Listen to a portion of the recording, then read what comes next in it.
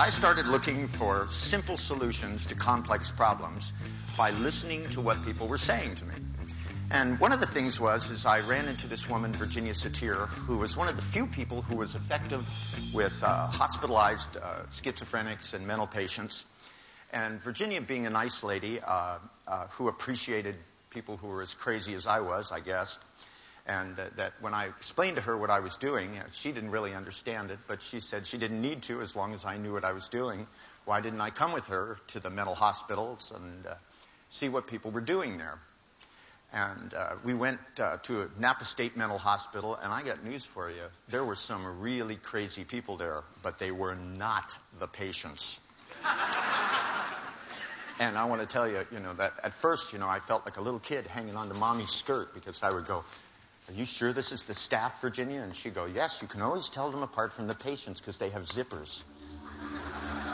And I'd go, "They have zippers?" And she said, "Yes, the patients have their clothes washed in big industrial things. It rips the zippers out, the buttons. The staff will always still have their own zippers." Now, years later, when I was teaching a course, and I was teaching a course up at a hospital in Seattle, I asked a question about whether or not people knew how to tell the difference between a psychiatrist and a schizophrenic. And I was going to tell them about my pearl of wisdom about zippers, but somebody answered a much more intelligent answer to something I've remembered for years. This woman raised her hand and went, "Oh, I know. And I said, "Yes, ma'am." And she said, "The schizophrenics can get well and go home."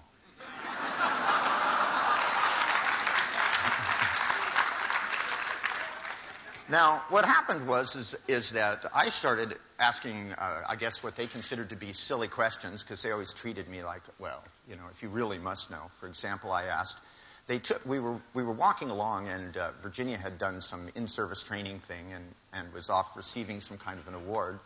And my deal is that I would do some training with them if they would let me take a tour of what they considered to be very severe schizophrenics and psychotics, because I wanted to see if the things that I'd been learning from Milton and from Virginia, and actually from a host of other people that didn't know they were teaching me, because I had myself taken as a patient to all kinds of different therapies originally.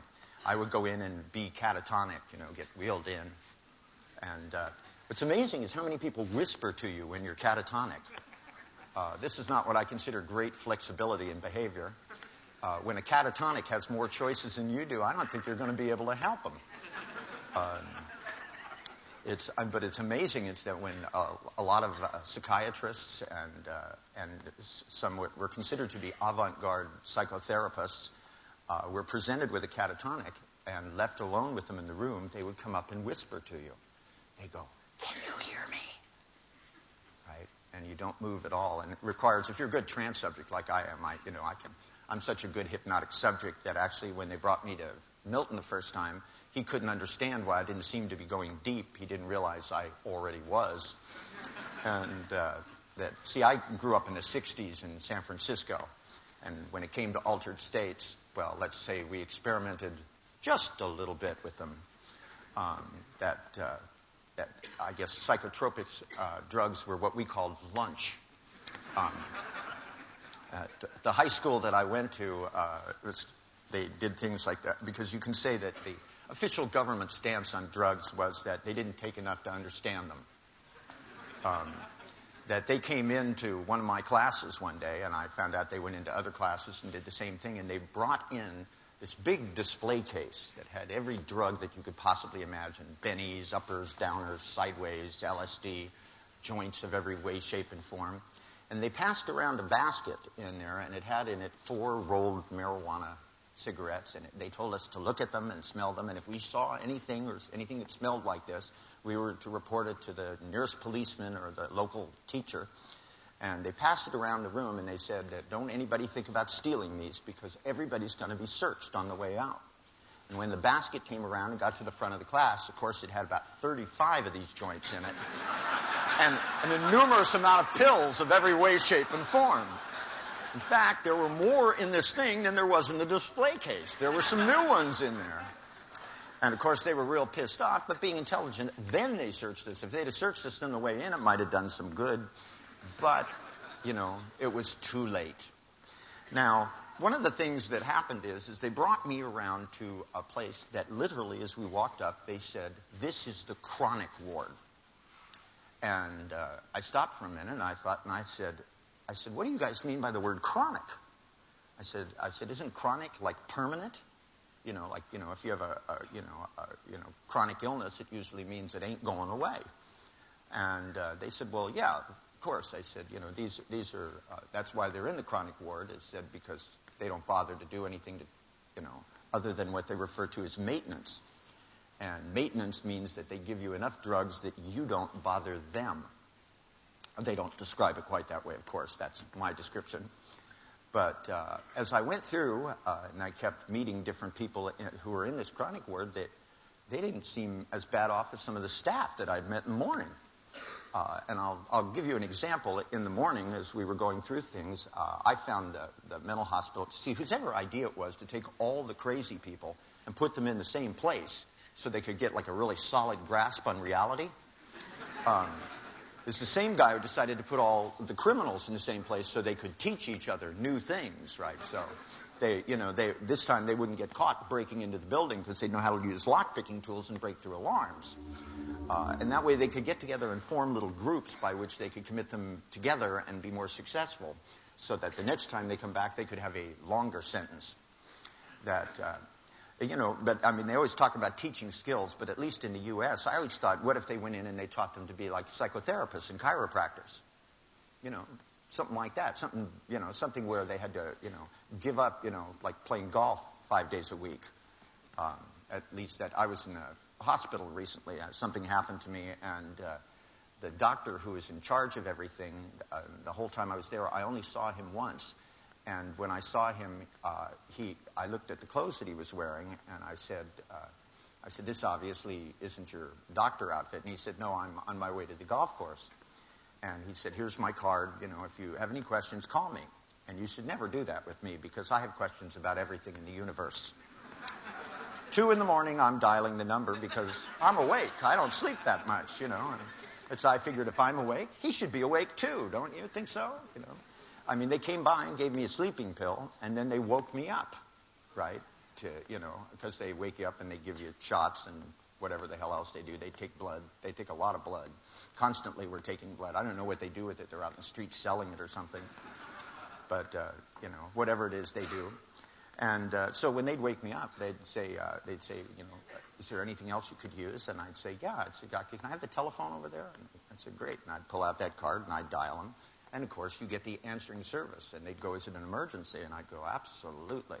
I said, "This is a matter of life and death." And they'd ring this guy up. And night or day, they'd ring this guy up. And he would be somewhere.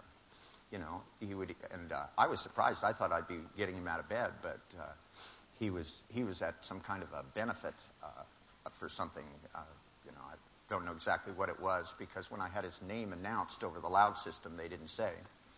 I just heard them say, "With Dr. So-and-so, we have an emergency call for you. Will you please come to the telephone?"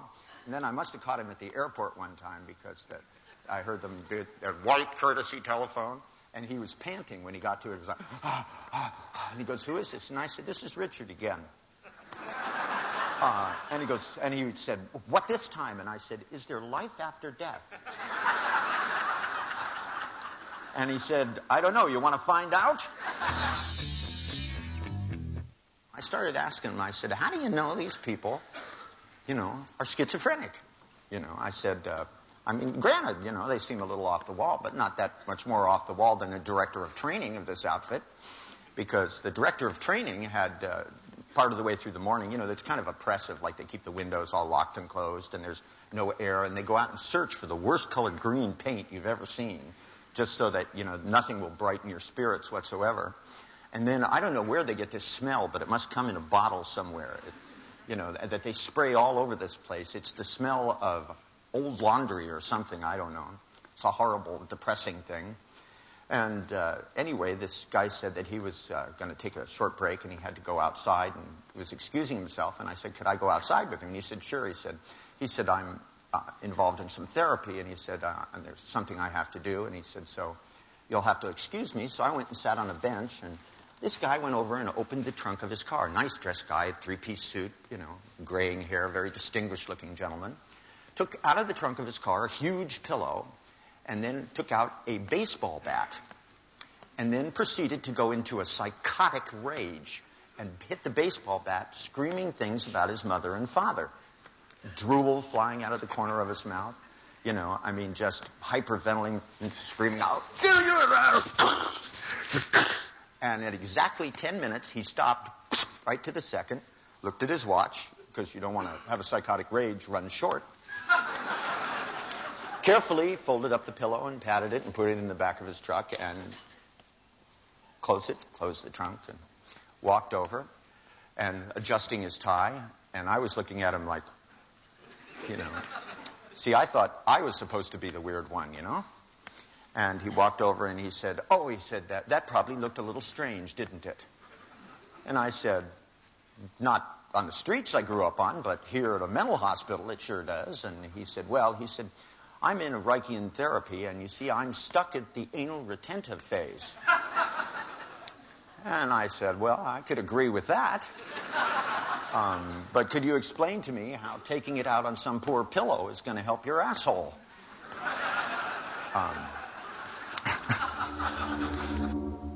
I didn't know any better. Of course, I've done a lot of things because I didn't know any better. For example, they explained to me the reason these people were crazy and had to be locked up is that they were not in touch with reality. And I would say, how do you know they're not in touch with reality? As a physicist, and that's what most of my training is, we're having trouble knowing what the hell reality is. Every time we look inside of something, we keep finding there's more nothing there. And, you start listening to physicists now, and they start sounding like they're in an encounter group, not a bunch of scientists. They start talking about the characteristics of particles like affinity and trust and, attraction and things that, we used to think the atom was the smallest thing. Like when you guys remember in school, you had the nucleus and there was the proton and the neutron and the electrons went zinging around. Well, we found out there's no neutron. Here, Niels Bohr's won the Nobel Prize for that, and they didn't even ask for the money back. And I thought, geez, you can win the Nobel Prize based on a lie. Or what we call a model, which is just a way of talking about things. See, one of the things that I like to keep in mind, because people say, your recommended reading list, seems a little inconsistent because, my recommended reading list has people reading things about chemistry and Alice in Wonderland as being equally represented. And the only difference is, as time goes on, chemistry will change and Alice in Wonderland will remain the same. You see, there's a certain amount of truth in all fiction and a certain amount of fiction that grows in the truth of nonfiction as time goes on. And if we fail to understand that, then what happens is we will get stupid. And we will act stupidly as if we're doing important things. Now, when they told me that these people were not in touch with reality, I thought, great, that makes it easy. All we have to do is change reality. Now, when I looked at the people who worked there and I told them, I said, I'm going to come back up with some of the people that work for me on Thursday night, and what I'd like is a list of just which reality these people aren't in touch with. So they took me down this hallway, and they told me, and there were some good ones, some of my favorites to this day down the years, because the quality of schizophrenics has really gone down over the years, I think. We used to get some really wild stuff. We had one guy who the devil came to him every night, right? And the devil would say bad things about whoever he was dealing with and about the things that were going to happen. No secondary gain here that, people would walk in and go, the devil said you're a motherfucking son of a bitch and you fucked your mother last night. And, of course, they'd get all upset about this, and so they would give him electric shock treatment to try and get his mind to be more solid, And, the more electric shock treatment they gave him, it just seemed like he got more and more out there, so they decided he must be really crazy. So they just put him on a maintenance of a heavy dose of Thorazine, and any of you who have ever met someone on Thorazine, you know that Thorazine does not leave you a lot of room for variation. But yet, every morning, as the Thorazine was wearing down, this guy would go into another, what they called hebephrenic episode, where he would have seen the devil and all this. So I owned an R&D company at the time, and I packed up the boys, the lab, a few lasers, and having been a rock and roll musician, I brought my big amplifiers. We set the amplifiers up outside, and we had little smoke machines, so we had a little smoke drift up, and then we got a little thing in the laser, and you can trace just about anything, and we were thinking, who looks really demonic, who could be the devil? And we went, Nixon. Right. We'll just take Nixon, and we'll put him on the overlay of somebody else, the Pope. That'll do it. So we had Nixon over the Pope, and we had this really gory figure appear out of there, and flames coming up around him, all the things, so we had, two different kinds of lasers, one doing the flames, everything. And then we put the speakers right on either wall, on either side of his room, and just played, the sound from the beginning of that movie, Earthquake. Right? And then turned on the reverb and called his name and went, Jack, Jack, Jack, Jack, Jack, Jack. Right? And then we had electronic stuff that was mounted, so the lights came on in his room, went off in his room, and then the windows and the bars both burst open, and this figure came across the lawn of Napa State Mental Hospital, which is a big, expansive thing with trees, perfect for this sort of thing. And God even helps. He puts his own fog outside, too, which is really nice of him. He was really into it that night. And then we had the devil appear and come right up to the window and said, I don't know who you've been talking to, but you've been using my name, and I don't like it. Right? And we didn't do it too effectively. This guy, when he went to speak, instead urinated himself and shit himself. But we found out something. When you do stuff like this, you really should notify the rest of the staff.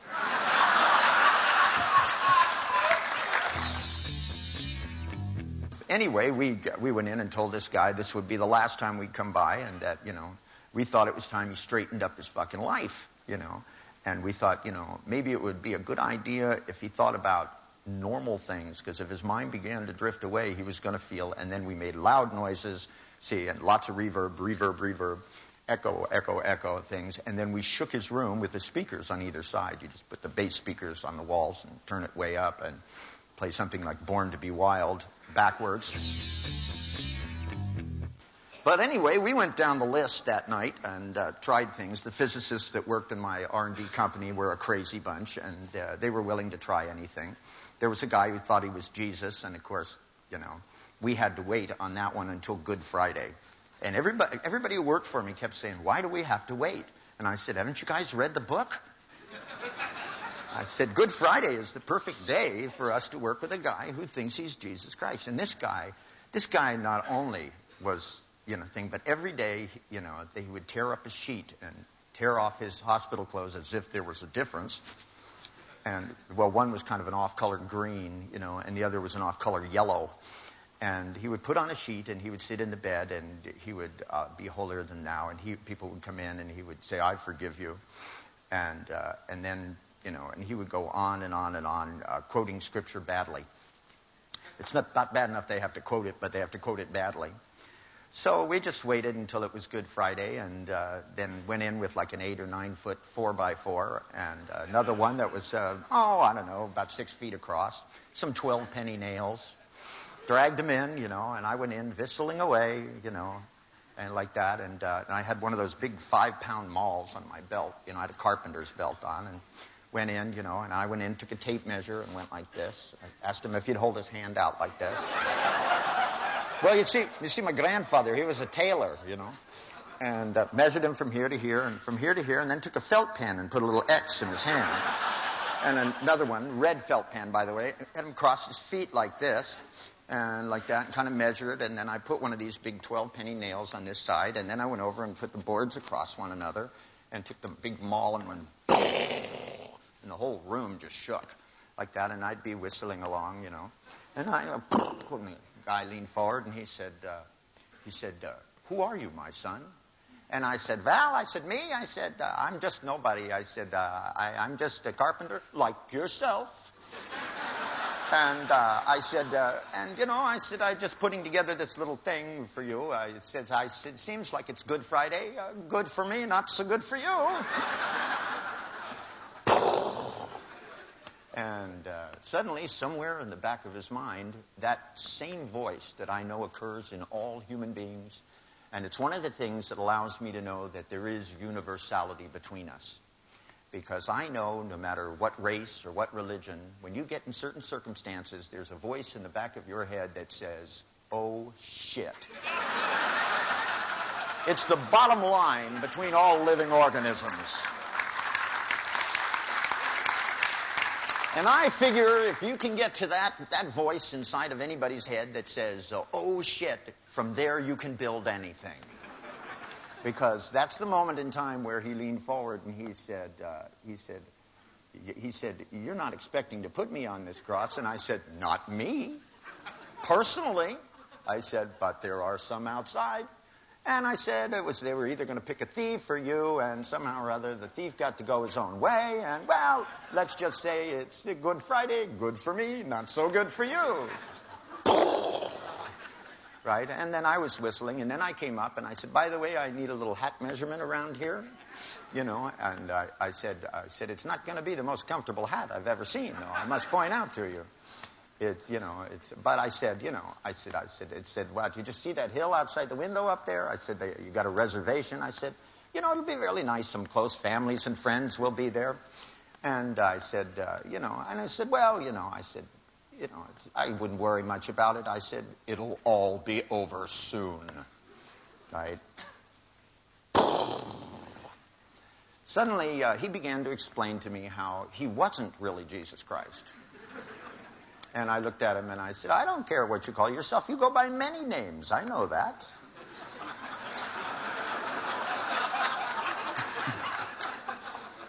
And I said, it's not me you have to fool. I said, after all, I just work here. I said, it's just my job to prepare the thing. I said, after all, it's the Romans that are going to nail your butt up to it. And I said, you wouldn't think there'd be that many around. And at this point in time, we have guys walking by in full Roman centurion outfits. Stepping in the door saying, aren't you almost done? And the guy looks up and here's these guys spear everything, Now, you'd think these things would be hard to come by, but they're actually not. They actually had them in the costume place in the hospital. Right? I guess I wasn't the first one to do this. However, this guy was banging away on that nurse's button. I mean, you wouldn't believe. He was pressing that thing like the harder you pressed it, the sooner you were going to get a nurse. However, you kept getting a centurion that would come in like this, Is it ready? And then he didn't want to press it so much. And I'd go, not quite. I said, still, I got to drill the holes. Now, I don't know about you guys, but there's something about somebody pulling out a great big drill, the kind that with that wood drill, with the big handle on the side like this, walking up and saying, now just keep your hands still for a minute. And this guy's going on and on about how he says, look, I'm not a schizophrenic. Yeah, he says, I'm schizophrenic. I'm not Jesus Christ. It was just a delusion, but it's over now. It's all over. Right? And I go, oh, come on. I was just starting to enjoy myself. I said, maybe we could talk after the first hand. Right? And the guy's like pulling his hand back and he goes, and so finally his psychiatrist comes in and this guy jumps up and points at me and says, I'm nuts.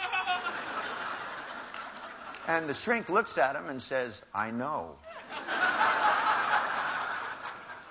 However, he seems to be very effective. And he said, now, what's it going to be? You, Jesus Christ? And he said, me, Fred Williamson. Salesman for Aetna Life. And he said, and I'm ready to go home. And I thought, gosh, here I try to go and extend reality so I can hang out with these schizophrenics, and they never want to play with me. It just goes to show you that you can take any reality and spoil it. Now, on the other hand, I've had clients who came to me where the reality I think we need to alter is the one where people in their past have already learned to be hypnotic subjects. Because I found out through studying Milton Erickson's techniques that everybody's using them. That they are not. Hypnosis is the reason everybody told me, because when I told them I was going to go model great hypnotists, I hadn't really been into it. I'd been working with somewhat more acceptable people. But I kept hearing from people, they kept saying, oh, hypnosis doesn't exist, and it's bad. Now, I don't know about you guys, but there's something about when things are bad and they don't exist that just makes me drool out of the corner of my mouth. So I thought to myself, well, if it's bad and it doesn't exist, cool. So I said, then what I want to know is who does it the best? And they were able to tell me how did this thing that doesn't exist the best. They said, oh, and the one guy you want to stay away from the most is Milton H. Erickson, M.D. of Phoenix, Arizona. And they all had that look on their face. And whenever I'd meet somebody who had known Milton, like, for example, my next-door neighbor was Gregory Bateson, an Englishman, one of the brightest men I've ever met. And Gregory said to me, he said one day we were playing chess, and Gregory used to beat me, and because if he wasn't winning, he used to take a bottle of gin and smash it, and get in a big argument with someone who wasn't there. But then he was married 6 times and had 26 children, right? And he was in his 70s when I met him, and everybody was telling me, they said, don't get him upset, and it's like, and whatever you do, don't let him smoke. And he used to actually climb out of his window and go across the driveway and knock on my door in the middle of the night, and ask for cigarettes and booze because his family and friends, they kept telling him it would shorten his life. His life was already longer than most of theirs will ever be. As a matter of fact, during the time he lived there, a couple of them died just from watching him do things. But he was married. He was with like his 6th wife, and when he was going out on a date one night, he forgot he was married, I guess. And he was on his way getting dressed up, and somebody asked him where he was going. He said, "Oh, I have a date." And they said, "You're married?" And he said, "No, I got divorced." And then he named somebody who was about 3 wives back. But I guess that there are some times that amnesia can really be a benefit if you think about it. Oh yeah, that's right. I'm sorry, I wasn't myself. I was him. Gets you out of just about any problem you can think about. But anyway, Gregory told me that he had sent John Wheatland and Paul Voselvik down to Arizona, and they had studied with this Milton Erickson guy and tried to figure out what he was doing, and that he was very, very effective with lots and lots of people, but that whenever anybody tried to study him, and he said, or even when they tried to have people transcribe the tapes that they had made of him, it seemed as if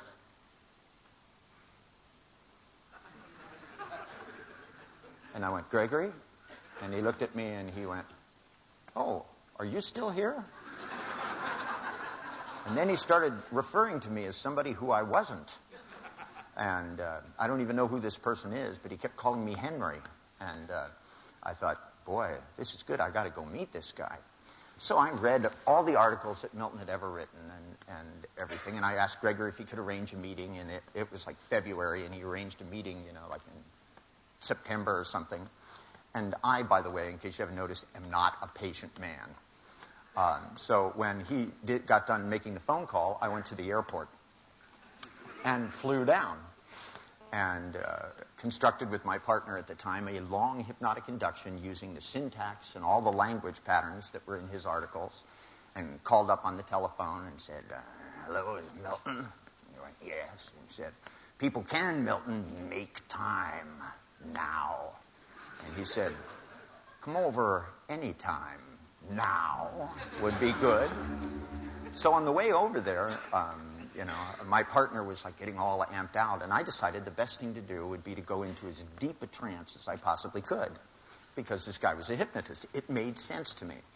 And I had done a lot of things with meditation, and I'd studied with, all these yoga swampy box guys, It's like, "I have a turban, give me your cash. Now I will tell you how to be enlightened. Have you got 20 years in a small bowl?" And I'd say, "No, but I have a large club, and I'll kick your ass if you don't tell me quickly." You'd be surprised how cooperative these guys will get. They go, "We do not get violent around here." And I said, "Good, then you better start talking or you're going to have no choice." I had one tantric guy who was talking and writing so fast I couldn't even keep up with the guy. And then I discovered that he said, we have no need for violence here. First, he was going to take 20 years to learn everything, and then he managed to get it out in 15 minutes. Darned if I wasn't impressed, but that's time distortion for you. Anyway, so on the way down to Phoenix, as we were going there, and I go over to Milton's house, and we get to the front door. By that time, when the knock on the door came, I was in such a deep trance that I had nothing but a tunnel vision, and when I knocked on the door, my hand disappeared because it was that far away from my face. So I was in kind of an altered state, and Milton, being the kind of guy that calibrates to what you look like, then hypnotizes everybody. He's like a shark, they go through the water and eat everything in sight. He's like a hypnosis machine. It's like when they roll him in, he was in a wheelchair, and Betty, his wife, rolled him in, and they dump him into this office chair and pulls out the thing and puts a pillow down, sits down, and says, "Now, you've come to learn about going into a trance," and from there on, it's just deeper and deeper inductions. Well, as he calibrated off of me, he thought, this is this guy's waking state, right?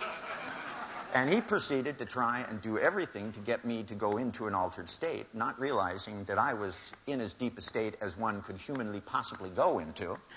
As I was sitting there, the world was coming apart at the molecules. But having grown up in the 60s, I was the guy who always drove, no matter how high we were. I was the guy who always talked to the cops. I was the guy who could be peaking on LSD and walk up to the policeman and ask directions with a totally straight face. So I knew how to act as if everything was just fucking normal. Anyway, getting back to the thing with Milton is that Milton then poured out everything. He did every induction under the sun for hours and hours and hours longer, because he usually would only spend a couple of hours because he was fairly old at that time. And as he said, he had to spend a lot of time doing pain control, especially when I was around. As he was fond of saying when I'd be down there, he'd go, "Gregory Bateson once sent 2 young men to me, and one of them was an asshole." Right, and I'd smile and go like this. Because to me, I know that one of the things that Milton taught me was to have an appreciation for the kinds of things, messages that are delivered both consciously and unconsciously. See, I always had teachers in school accuse me. They say, "What's the matter with you? Are you some kind of smart guy or something?" And I always thought, gee, I wouldn't want to be a smart guy. What happens to smart guys? They try to burn their books. So I figured I better write a whole lot of books, right? And somebody once asked me, they said, "How is it that you were able to write so many books so quickly?" And it didn't feel that way at all. That's what I have to tell you. Is that I started out writing one book, and then I kind of disagreed with myself. So I wrote another book attacking myself. And well, I did. And then I discovered that the premise on which I had done it was wrong. So I had to write another one to clear that up. And all that stuff that's in the patterns of the hypnotic technique, which says that certain attributes are in the right hemisphere, and it lists them and stuff. Well, it turns out they're all in the other hemisphere. So any of you read the book, just take the stuff in that hemisphere and move it over. And as you do so, let your eyes closed and your future change. And hopefully you'll discover the thing that I discovered, which was that through all the therapy that I looked at and all the clinicians that I looked at, I discovered that no matter what school of therapy or what background or what training they had, systematically and universally, most of what they knew was baloney. And that their descriptions of what they did not match their behaviors, and that when they were effective, there was something in common. And this was the real thing, which was they got people to feel good instead of bad. And as I looked at whether they did things with hypnosis, because I saw some really weird stuff. Milton was truly a strange clinician. He used things like time distortion, hypnotic time distortion, where you take a minute and turn it into an hour, kind of like waiting at line at the airlines. Because I don't know who designed that program by which they find your flight and stuff. But I'll tell you, whoever it was a guy with a lot of time on his hands. You go up and they ask you your name and they type for like 25 minutes. And then they ask you again. Right. And, and you gave them their flight number, you give them the confirmation number, and they go off and type for like 2 weeks, and then they come back, and then you ask, can I get my seat? And they tell you have to do it somewhere else. And you say, but I already have an assigned seat, and they say, didn't you? That's how I learned about temporal predicates, by the way. I discovered that you could have choices you already made, and they could disappear right into a computer, just like that. I went into hotels, and I walked up to the desk, told them I had a reservation, and they said, no, you don't. And I said, well, I have a reservation, and they'd say, I'm sorry, sir, it's gone now.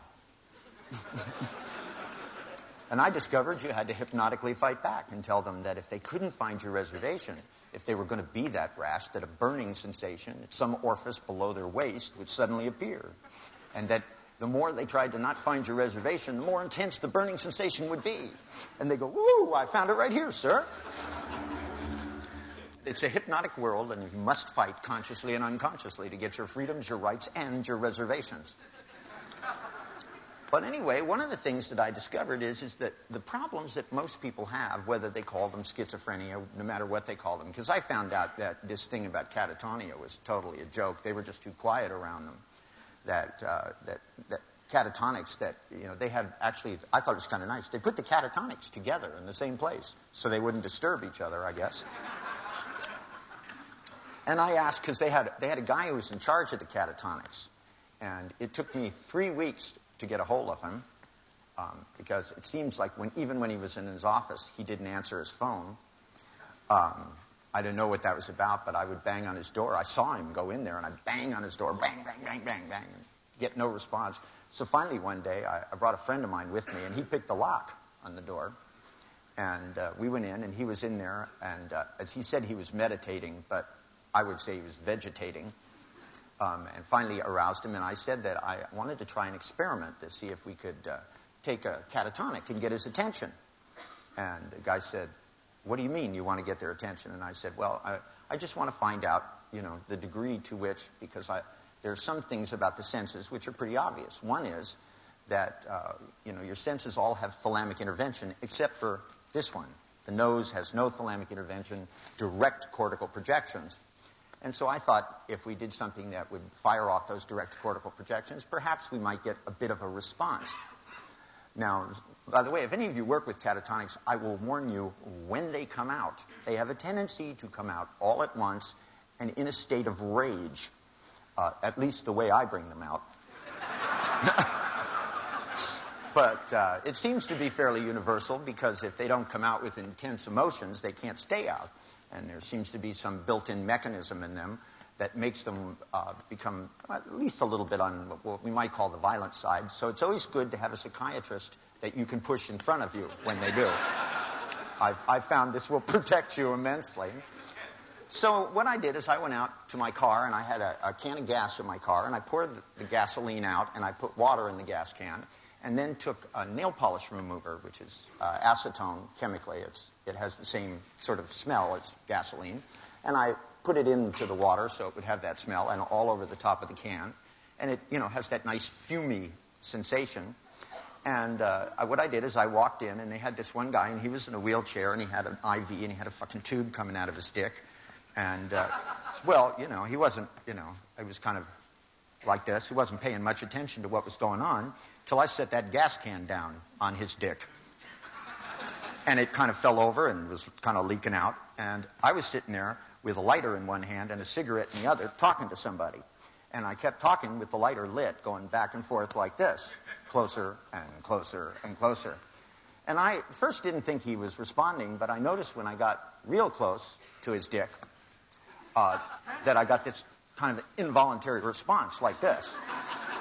So I said to myself, as a good clinician must, I said, maybe if I get it real close, I'll get even more of a response. So I kind of really swung it over and lit it and was talking like this, and then let go of the lighter. And this guy came right up out of the wheelchair, and I want to tell you, he must have really been in a state, because he took that thing and ripped it right out with one hand and turned around, and I put the psychiatrist between me and him.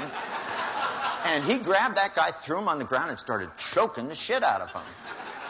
And I was yelling, woo-wee, were successful. Choke him harder. Choke him harder.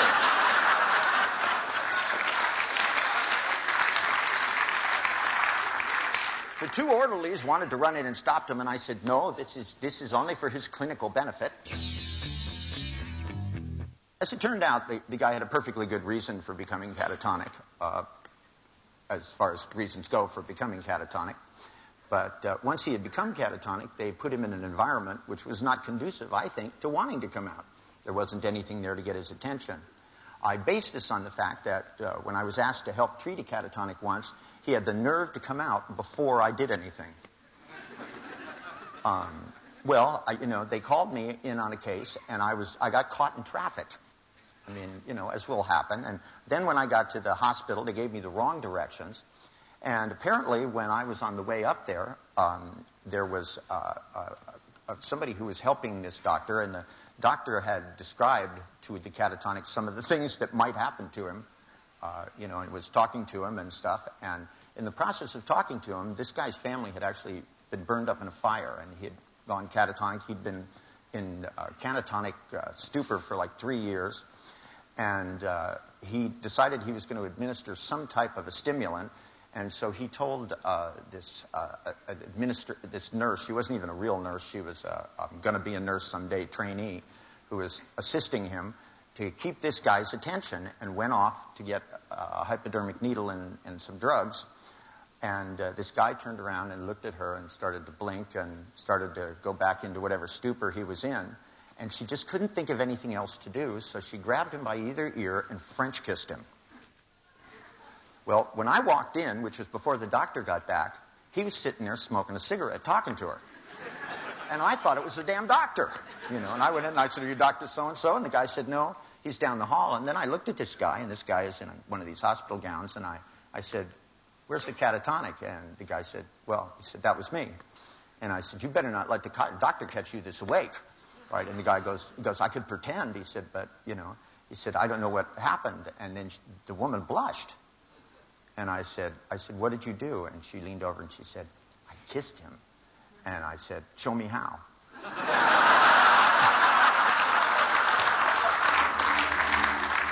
Well, you know what?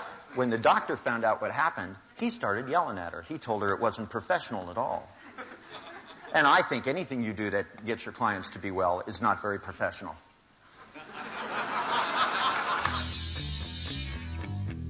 But when it comes to mastering language and in terms of making changes in people, the one thing that I found out is that the difficulty that most humans have is not so different than what most schizophrenics have, is because our ability to know the difference between shared reality and individual warp tunnels, as we like to call them, has to do with what you say and what you don't say and to whom. That, there are parts of things that as I go through and ask people, from people who are geniuses to people who are good at doing things, to people who are supposed to be schizophrenics or therapists, when I elicit and find out what goes on inside their mind, it all sounds a little weird to me. That when I started talking about how people make accessing cues that tell you about whether they're making pictures or paying attention to feelings or talking to themselves, at first they thought this was a crazy concept. When you think about it, what else could consciousness be made out of? I mean, to me, there just didn't seem to be that many choices. And I mean, psychiatrists were going inside. People would come inside and say, oh, I hear voices. I tell myself I shouldn't do these things. And the psychiatrists go inside their head and they say to themselves, auditory hallucinations. When in fact, the psychiatrist is doing the very same thing that the patient is doing. The only difference is about how it makes you feel.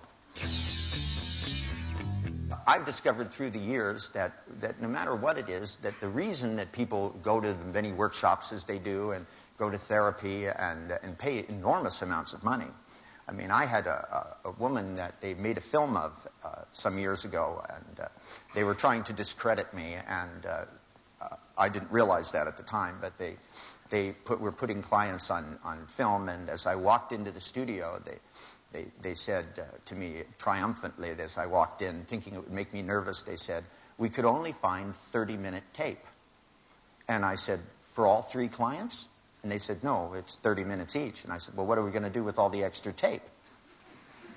To which they looked severely depressed. But you see, to me, it's like I either know what to do or I don't know what to do because I've modeled how people do things and cataloged it into things. And this woman had psychotic episodes if people were late. Somebody was late, I mean, literally falling down, writhing on the ground, full-on psychotic episodes. And and that's pretty much all they had told me about her. And when I went into this studio where they were filming this thing, they had guys on these camera booms going around to make us both feel at ease.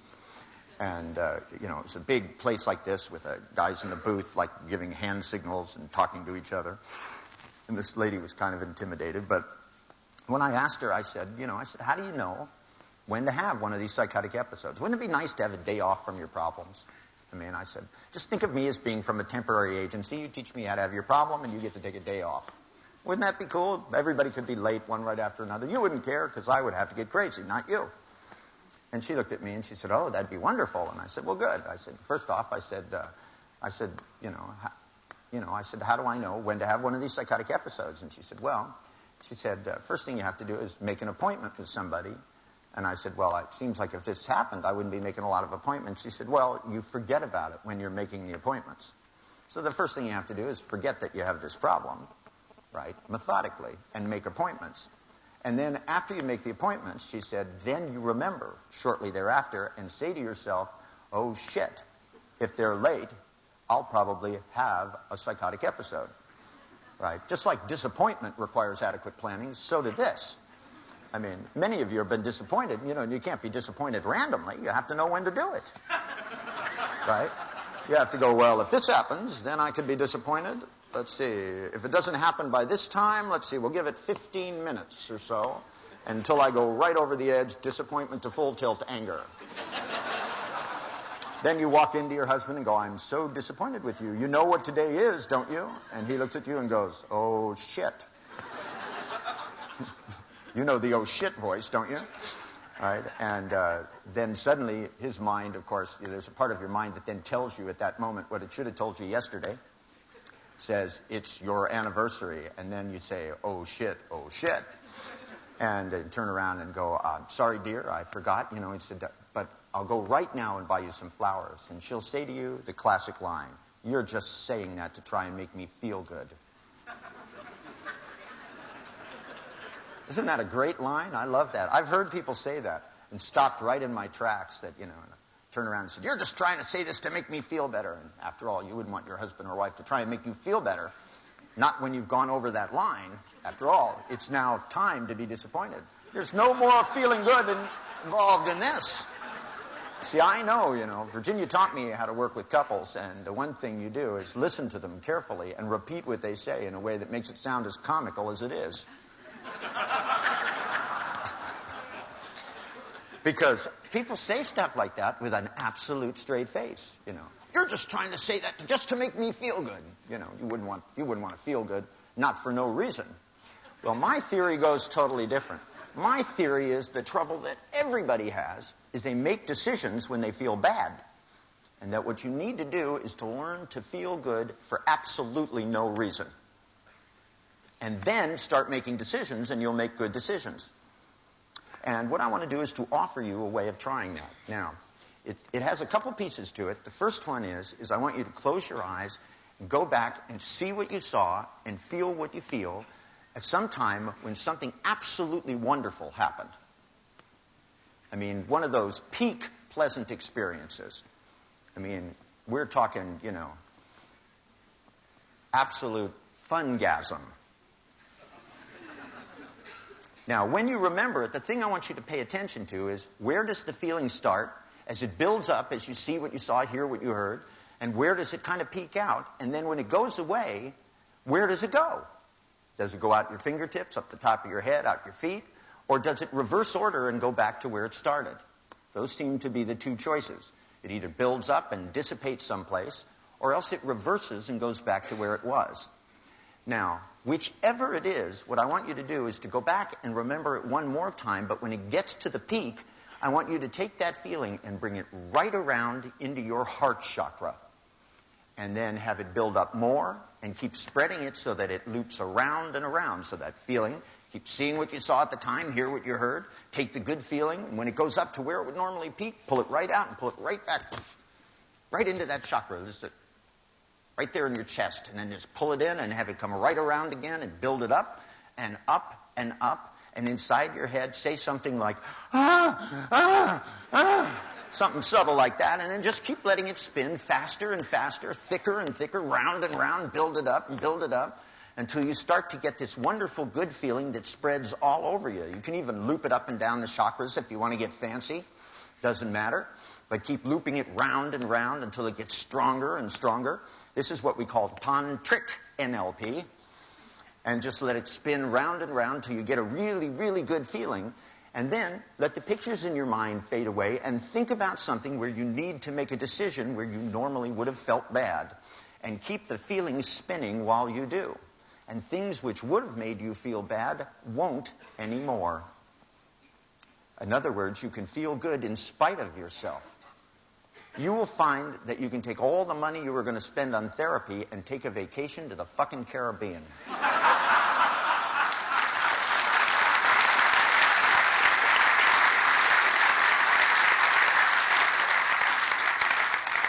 And the next time you say to yourself, well, I'm too depressed to do this, say to yourself the mantra. Because I know you guys have voices in your head. You make pictures of shitty things that happen and you talk to yourself. You must remember the mantra. Shut the fuck up. Shut the fuck up. Go inside your mind and say, shut the fuck up. And just go back, remember anything that felt good, spin it around and around, build up a good feeling, and decide whether you, and then ask yourself, do I really want to go back and feel bad, or do I want to feel even better? In the search over the years that, I've tried all kinds of things. And I've tried a lot of things that didn't work. Believe me, I've gone through kinds of therapy that were so ridiculous that when I was done with them, it took months to get over them. There was one where they just tickle you until you urinate, and I could never quite figure out the function of that. I think Arthur Janoff, or whatever his name, I heard, the guy that started Primal Scream, is selling refrigerators at last I heard. That there were many people who went in Primal Scream to the point, but they didn't scream their way into having functional lifestyles.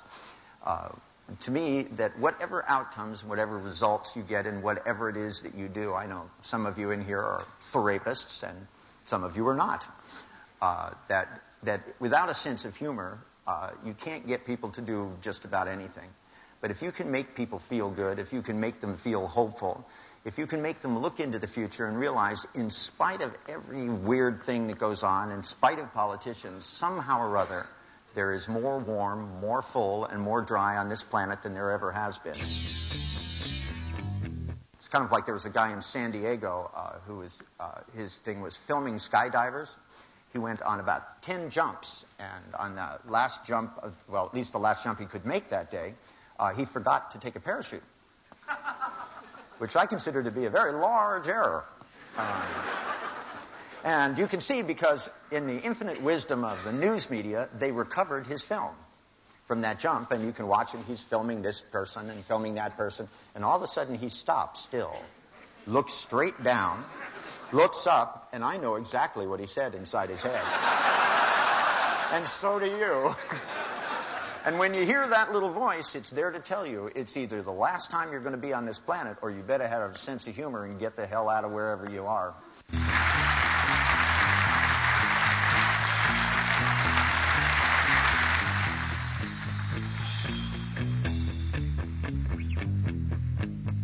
I'll be back.